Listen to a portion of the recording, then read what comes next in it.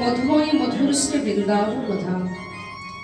শ্রীমতী রাধারানী সখীদের সঙ্গে করে চলেছে যমুনা জলে, জল ভর্তি। ঠিক সেই সময় প্রাণকৃষ্ণ আমার সখার দ্বারা পরিবেষ্টিত হয়ে চলেছেন সেই পথে। দুজনের মধ্যে দেখা হলো বটে, কথা হলো না। কিন্তু রাধারানী সখীদের বলছে, সখীরে আমার বধূর সাথে দেখা হলো কিন্তু কথা হলো না।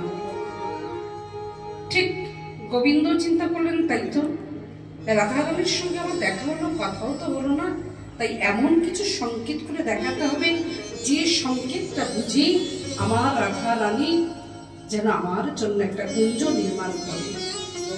তাই এমন সংকেতটি করেছিলেন প্রেমময়ী রাধারানী। সেই সংকেত অনুসারে রানী বিনোদিনী গভীর রজনীতে সখীদের নিয়ে সঙ্গে করে নিকুঞ্জ মন্দিরে সুন্দর করে একটা বাসর রচনা করলেন। অগরাধিকা